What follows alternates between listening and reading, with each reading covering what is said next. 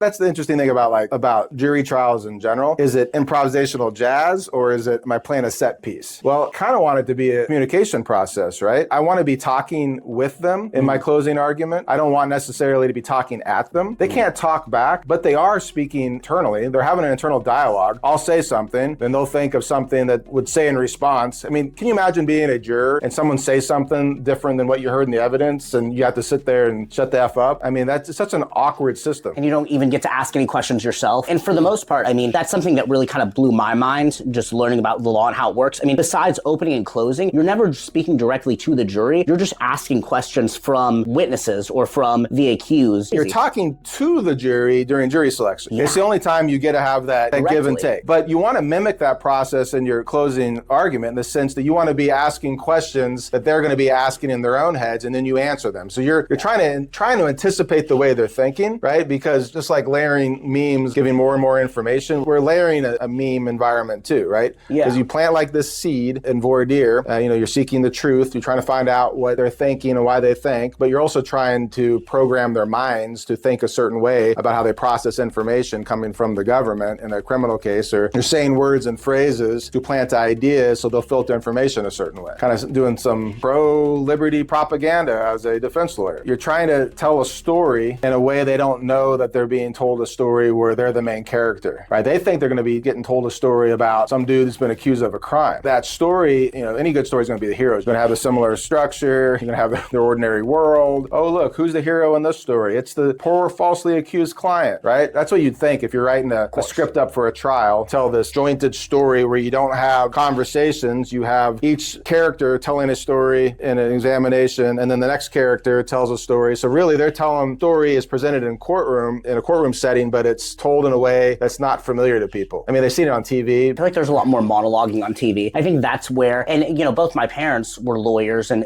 for a little bit and practiced law for a little bit before actually doing other things. But I feel like I was shocked when I learned that it's just direct examination and cross-examination, because really, I mean, if I didn't know any better, I would think, well, all the lawyer has to do is ask questions. Ask, oh, what did you see here? What did you see there? In a TV show, like Law and Order, where, there's always a DA, and that DA, usually it's them giving their opening or their closing, or, speaking passionately about why, in that case, why they think the person is guilty. It's hard to imagine, how would you tell a story if you weren't allowed to say anything and you just have to ask questions and get other people to tell it for you? I mean, it's an incredible art.